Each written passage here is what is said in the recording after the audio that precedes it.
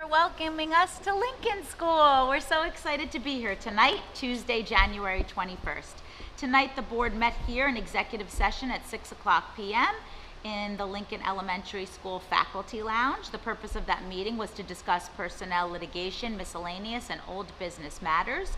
This meeting has been advertised and is in compliance with the Open Public Meeting Act and NJSA 10:4-6, also known as the Sunshine Law.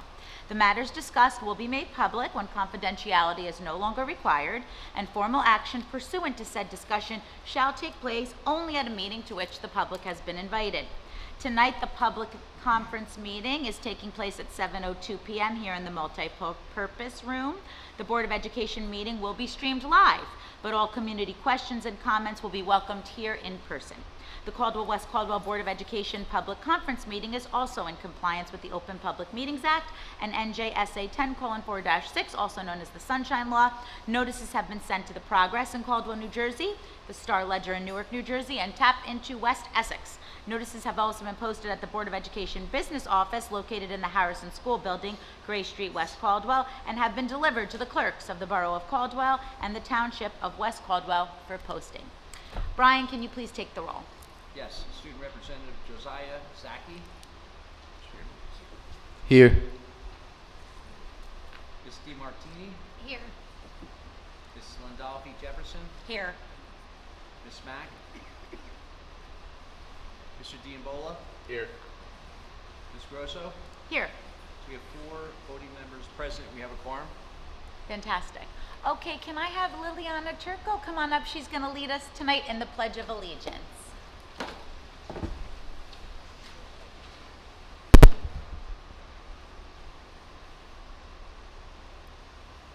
I pledge allegiance to the flag of the United States of America and to the republic for which it stands, one nation, under God, indivisible, with liberty and justice for all. Thank you so much, Liliana. Great job.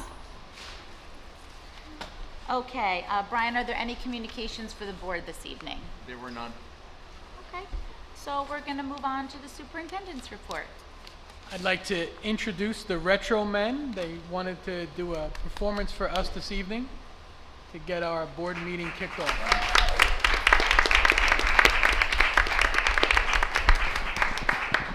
You know what? Sit in front. Yeah.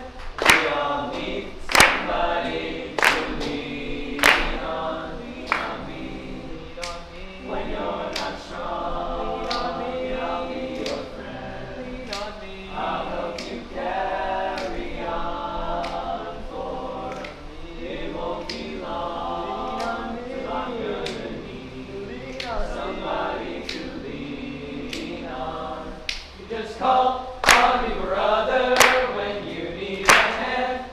We all need somebody to lean on. I just might have a problem that you'll understand. We all need somebody to lean on. If there is a load you have to bear that you can't carry, I'm right up the road. I'll share your load if you just call me. Call me when you need a friend. Call me. Why don't you call me when you need a friend? Call me. Why don't you call me?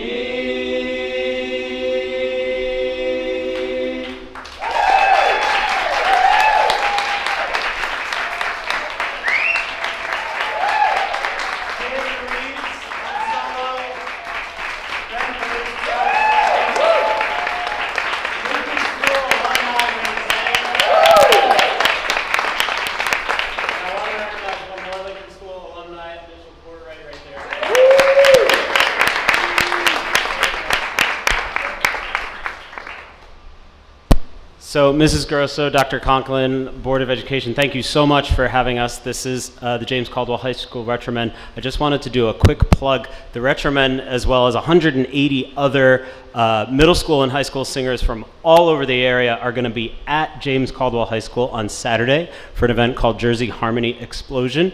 It's a a cappella barbershop festival that we invite all the area middle schools and high schools to, and they go through clinics and rehearsals all day, and then it culminates in a public night show, 6:30 p.m. at James Caldwell High School. We would love to see you there, and thank you again for having us.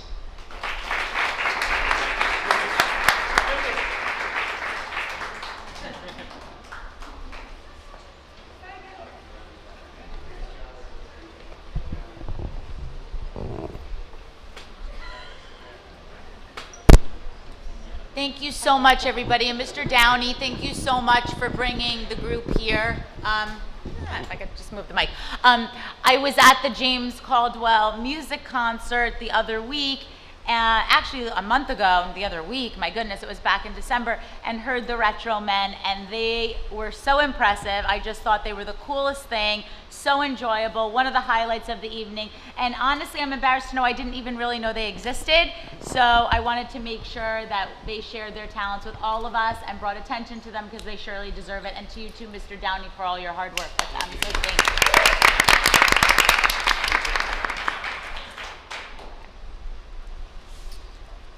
Mr. Gare, if you could join us at the microphone. Thank you, everybody, and good evening. And Mr. Downey just walked out the door, but I want to publicly recognize his efforts. He's a teacher here as well. He's also a Lincoln alum himself, so it's nice to have him give back to our community and to all the students. They did a terrific job, so thank you. And welcome, everybody, to Lincoln School. It's nice to have you here, members of the board, administrators, student representative. It's nice to have you. And I just want to share a few things about Lincoln School, some happenings going on this year, talk about some recognition that we've received. Tonight you'll hear from a teacher on our staff, Mrs. Goldman. You'll hear from a few students. You'll hear from Ariella Dada, a fifth grader, Jackson and Leonardo Fornerato, and their mom as well, Mrs. Fornerato, today. And I'm going to show you a couple slides and we're going to get going. So at Lincoln School, I always say we have three ingredients, and when they all work well together, we have a successful school. We have terrific students. We love all of them. We have a wonderful faculty, very professional, very dedicated to our students, and we have a highly engaged family population where we communicate very well with them. We're very open, they're supportive of us, and we're supportive of them. So when you put these things together, we feel like we have a nice recipe for a successful school. Speaking of which, board members and administrators here, I put a little bookmark up on the table where you're sitting about what I'm about to talk about. For the 2024 year, Lincoln School was recognized by the state of New Jersey for what's called a promising practice school, and this is something new from the state. So I'm going to speak a little bit about that, and we're going to go through some of the findings of what the state found about Lincoln schools. So the Promising Practices Project is new. It was led by the New Jersey Department of Education. It seeks to identify schools that have developed unique, replicable, and innovative approaches to teaching and learning. So the state identified 52 schools across New Jersey, and we were one of the 52 schools recognized. There were 3 in Essex County. This includes elementary schools, middle schools, high schools, and charter schools. So I think last year, Mrs. Greenlee, I remember you actually mentioning this when I was here last year, that we had just been notified that we would receive this, and we didn't really know what it was at that point, so I'm going to get into that in a little bit. If you look at the bottom of that slide, those are the icons for the 3 different recognition types that the state does for the state of New Jersey. So the first one, most of us are familiar with that. We see the fancy signs, the blue ribbon schools. That's a federal program where schools are recognized first here in New Jersey and then on a federal level. The second one, the state gives out 2 awards a year. 2 schools are recognized at what's called a Distinguished School Award. And then now the latest one is the Promising Practices School. So we're going to talk about that. For anybody at home or here with a phone, there's a little QR code that can take you right to the state website where it discusses the Promising Practices Schools, what it's all about. The actual report is not out yet, but it's coming out any week now, is my understanding. I was told it will be made public this winter. I received a draft in November or December of what elements they're going to include about Lincoln School, and that's what we're going to talk about today. So they sent the team to interview us. We sat down with several teachers, myself, and Mrs. Jacobs, and we interviewed for a few hours, and the team walked away, and then they shared back with us 5 points that they thought were very positive here at Lincoln School. They are redistributing resources to economically disadvantaged families. They liked our pandemic impacts, how we responded to dealing with the pandemic, how we use data to inform instruction, our school culture as a pillar of effectiveness, and engaging families and communities. I'm going to quickly talk about the first 2 and then turn it over. With regards to the redistributing resources to economically disadvantaged families, we spoke about this last year. Lincoln School worked together like we often do between families and teachers. We decided to put together a committee to help those in our local community. We wanted to provide support so that all students have a level playing field to achieve success here. So what did we do? Our HSA asked parents to consider to anonymously donate money to a fund that the HSA runs, and we use that money to provide supports for families in need here at Lincoln School. Some of the supports include things like technology, Wi-Fi access at home, school supplies, money for our book fair, money for our holiday gift sale, bagel sales, ice cream sales. We want to make sure everybody has access to everything possible here. So that was recognized by the state as something positive that we do here. Secondly, the state recognized the pandemic impacts, that it wasn't just for Lincoln School, it was for all 4 of our elementary schools that came out after dealing with a pandemic. So some of you were parents at that time with kids in the elementary school. If you remember correctly, it was crazy. But we had teachers from each school teaching remote lessons by subject to students across all 4 schools. And a lot kind of surfaced about our instruction at that time. So we recognized that some of our pacing was off between schools, some of our assessments differed between schools a little bit, and there was a need for some more coherence and continuity. So while dealing with a pandemic was stressful and it presented a lot of challenges for us, it also provided opportunities for our teachers and us to decide how we're going to work together. We now have a much refined curriculum. We have a curriculum guide, pacing, an assessment guide with pacing. We have common assessments across the district. We also now have a lot more collaborative work across the district. For example, we meet regularly, but now we're able to use Google Meet, which most of us, including myself, never even heard of before the pandemic. So we walked away with some silver linings to dealing with all that we continue now moving forward, that we're past it all. And the other element from the pandemic that we walked away with positively to help our students was to include more SEL, social emotional learning time. We knew that the kids were struggling. We knew that we had to carve out time into our schedules. and we continue to carve out time in our schedules today to provide students with access to social emotional learning. That happens through both our school counselor and through our classroom teachers working alongside that. So now I'm going to introduce Mrs. Goldman, one of our teachers, to talk about how we use data to inform instruction.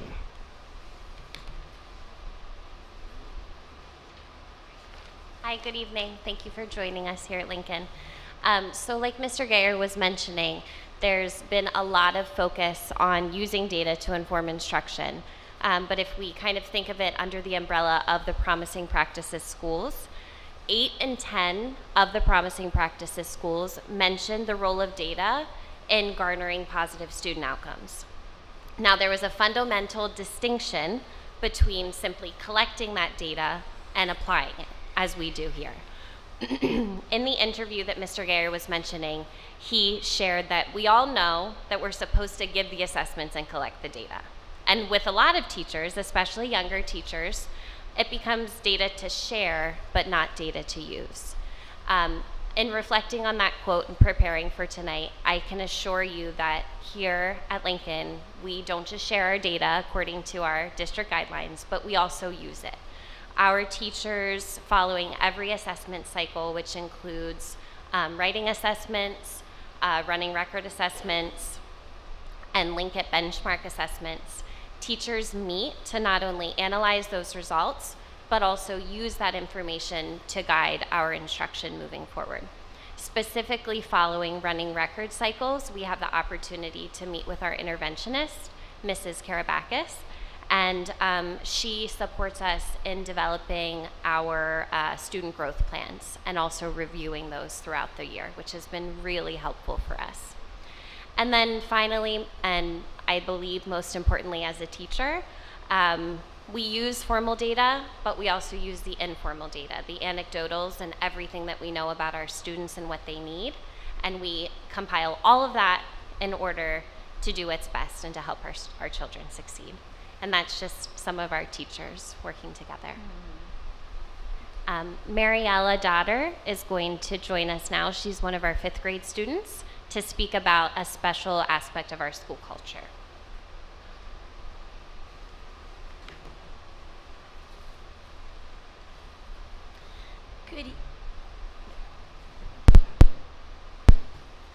Good evening. My name is Mariella Dotter, and I'm a 5th grade student at Lincoln School. Today I want to share with you some of Lincoln School's special relationship with veterans. Each year on Veterans Day, our entire school walks to the Caldwell Green to honor our local veterans. During this event, we show respect for those who served our country. I love the 21 gun salute and when we sing, God Bless America. Later in the school year, we welcome many veterans to Lincoln School for our USA Day celebration. All the 5th graders get to run the show. Each grade sings different patriotic songs and gives thanks to our veterans. Parent volunteers decorate the building with flags, balloons, banners, and more. After we honor the veterans, all the 5th graders enjoy ice cream with them right in this room. The veterans share their stories with us, and we develop a strong bond and sense of patriotism. I am especially proud of my father, who serves in the Army and is one of the honored guests every year. You are all invited to this year's program on May 21st, which will take place on our front lawn. Thank you.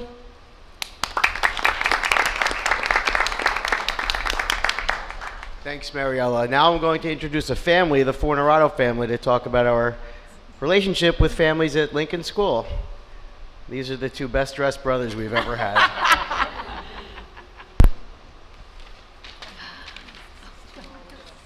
And I promise I don't make them dress like this. So we're really honored to be here, and we thank Mr. Gayer for inviting us. I'm Lauren Fornorato, and I've been a proud Lincoln parent since 2020. And these are my 2 sons who are Lincoln students. Hi, I'm Leo. I'm a 2nd grader.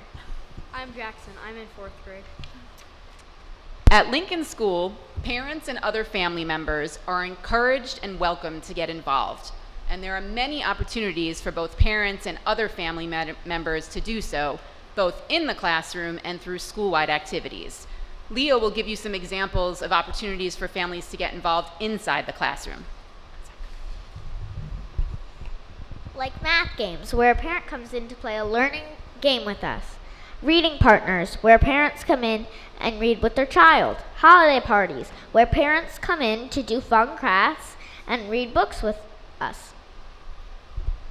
And Jackson will give you some examples of opportunities for families to get involved through school-wide activities. GAP. At the end of every trimester, parents can come in and see what the GAP students have created. My mom even got to be a mood court judge. Field day.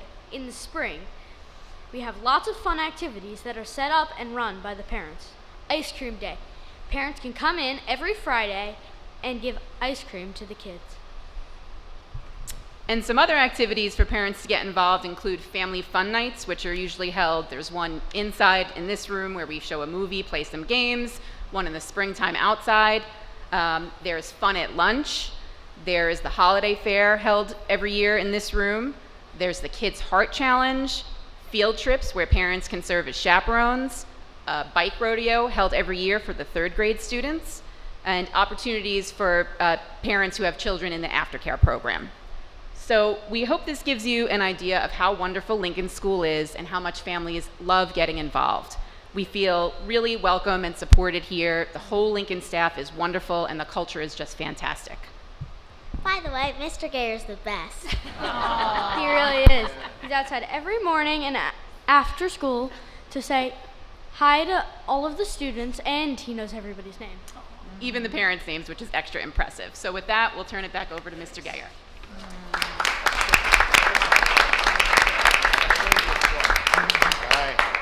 Thank you. So those were the 5 points that the state recognized that they believe are replicable programs and things that we do here at Lincoln School. And when the report comes out, I hope you will all take a look at it. And I want to thank everybody for listening. I did have one more slide about concerts and art shows in our music and arts program.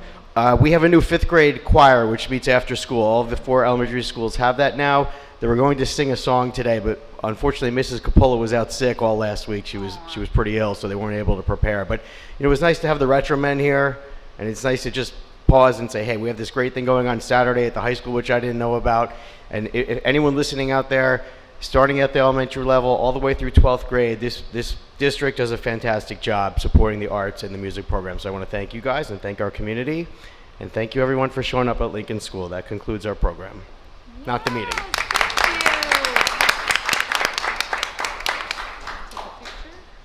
We're going to take a 2-minute break so we can get a picture with the board and all the presenters. Yeah, and before, on behalf of the board, I just want to thank all of you who came and spoke tonight.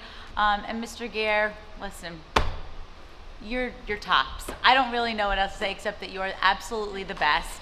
The Lincoln School is what it is because of you. You are truly an amazing leader because you lead by example. And I think the best thing that was said tonight was you make everyone feel welcome, right? So that's why you make everyone feel like they're part of your team, and then they produce. And I have to tell you, that is really the example of an exceptional leader. We're lucky to have you. We're lucky to have all of your staff. Lincoln School is the best. So thank you for welcoming us, and thank you for doing what you do, and please continue to do it because we are so grateful. We'll take a quick picture. Yeah, we gotta get a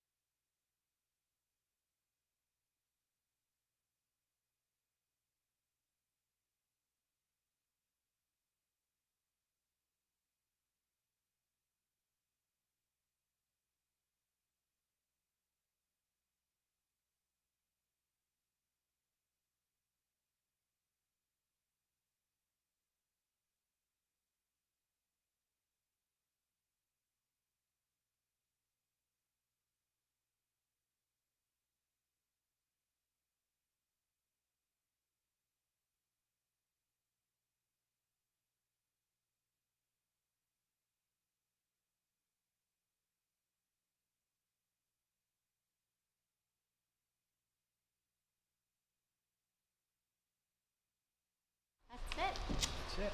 That's all she wrote? That concludes my presentation. Okay. So tonight is not a voting meeting, so I'm just going to preview the agenda. We have our meeting, we're going to be at the middle school on Monday, and that will be a formal voting meeting. So on Monday, we're going to do approval of the minutes. We'll probably have a committee report, definitely finance and facilities. Are there any committee, there's no meetings this week. So definitely a finance and facilities meeting update on Monday. And you can see some of the things we discussed in finance and facilities are on the agenda. I'm just going to open up for comments at the end. We can do on and off the agenda at the end tonight. So curriculum and technology. You can see we have some more field trips on the agenda. We actually have a sign language club at the high school that's going to be up for approval on Monday. That's really exciting. We have I'm like losing a word. We're having a change to the calendar. The primary election date was changed from June 3rd to June 10th. So schools will be closed now on the 10th rather than on the 3rd. So that's going to be updated. Some staff appointments. We'll have our spring coaches and weight room supervisors for approval. One thing the board is very proud of is that for the first time, we are going to have 2 female weight room supervisors up for approval. So we'll continue to have Mr. Dan Romano and Mr. Todd Romano, but then we will also have 2 other females up so that the girls have some females in there to help them as well.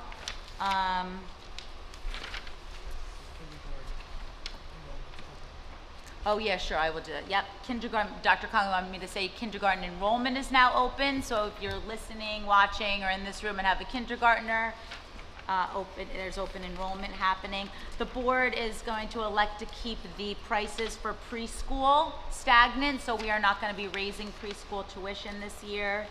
We're going to be approving the polling locations for the primary election. We do not have the polling locations officially yet from the county for the March 11th election, but when we do, those will be advertised.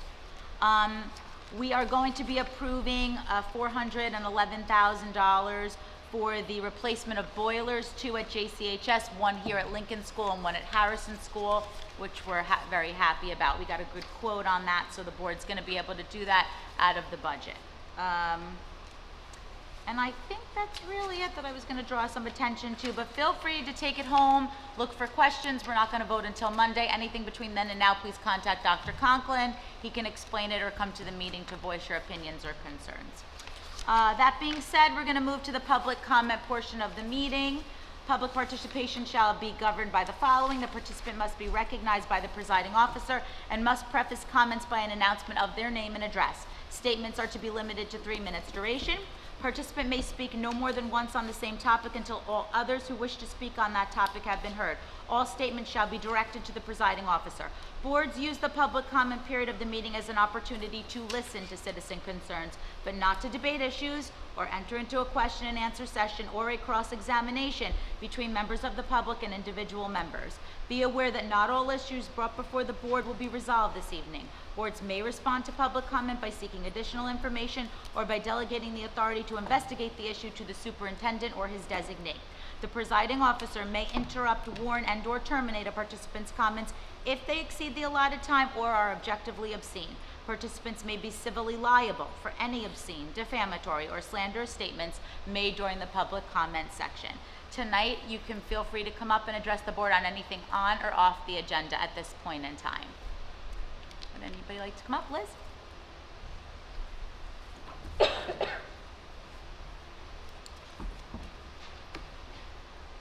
Hi, Liz Hart, 149 Ravine Ave. Happy New Year. Happy New Year.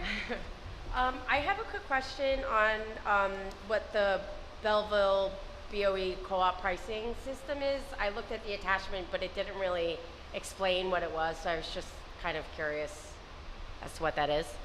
Sure. Belleville is a public school, and they also formed a cooperative purchasing entity that they're going to run and that we can join at no charge. And the benefit to the district is that they, similar to other types of cooperative purchasing entities, may, if we choose to give them information, put things out to bid. So they actually are going to try to arrange bids for us so we can use them as a bidding entity where it may fit our needs. So if, sometimes when we have things that are over 44,000, we have to go out to bid unless it's a state contract. And so we have situations where that may benefit us, we may try to use them. so if we're ordering paper for the year, we could use Belleville and say, we're ordering paper, we need 25 pallets. They order 100 pallets and we get a discounted rate because we go through that cooperative. So we have like 5 or 6 cooperatives that we're actually involved with. So we send what we're looking for to each cooperative. Just adds to that list of people that we could actually hopefully get a better deal on paper somehow. Oh, That's okay. all that it is. Great. That's Does that awesome. make? And then, Sorry, Brian, I didn't. No. Okay, that's cool. Thank you. That's great. Can I ask one more question? Yeah, sure. Okay, so the boiler replacements, right? So that was not part of included in the referendum for the question 1? No. No. Okay, so that's part It's of more of a, we knew we had to replace the boilers. We were hoping to get repairs, but because we went out to a cooperative, we got a really great deal on brand new ones, which gives us a longer warranty and make sure that we're putting new items in instead of just repairing the ones that are 20 years old. Okay, great. That was it. Thank you so much. You're welcome, Liz. Anyone else?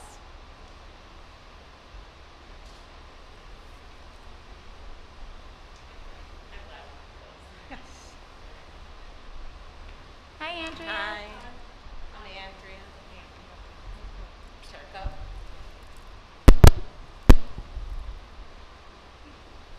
"50 Park Avenue, Caldwell. I'm just here to make some comments. I just want to give an applaud, just here to thank you very much. And to see all the presentations, how wonderful it was with the Lincoln School. I know I have a mom here with 2 children here at this school. My daughter's right here, Liliana. She's 5th grade. And my son Gabriel, who's in 3rd grade. So I've been here since 2019. And we went through all the pandemic and everything, and I just wanted to tell everyone. At one time, I was a lunch aide. I was here at the school, so I was able to observe it myself, see it. Just how the students here really have a lot of respect for the principal, really do. He really just engages with the students. I never knew how much he really was. Like as a parent outside, how amazing that how he's involved with the students. And I think that's why the Lincoln School here really, everything here runs very smoothly. So I just wanted to just applaud you, give you a big thank you. You're just doing a wonderful job. And I'm just really gonna be sad when Gabriel leaves here and I'm no longer in the school. I'm hoping you move over to the middle school. So that's it. I just wanted to put that on the record, put it out there. He is a wonderful principal, and we're very grateful for him. Thank you. And Andrea, it's nice to have you back. You were a regular for a while, and we miss you because you haven't been around. We know you're probably busy, but it's really nice to see you. Anybody else want to come up and address the board this evening? Okay, before we adjourn to go back into executive, I just want to say again to give a plug because I didn't know myself. 6:30 Saturday evening is this big music festival at the high school, so it would be really great if you could get out there and support it. I know the high school musical is going to be coming up at the beginning of March, so we'll have a performance from them sometime in February. And the middle school musical this year is going to be Frozen. I know those auditions are happening at the beginning of February, so that should be really fun. That'll probably be happening sometime in May or June, maybe June. Don't quote me on that, but it'll be coming. So it'll be a good thing for our little ones to go see. That being said, can I have a motion to close the meeting at 7:37 p.m. and enter into executive session? I'll make a motion. And can I have a second? I'll second. Brian, can you take the roll? Yes, all in favor, aye. Aye. All against, no.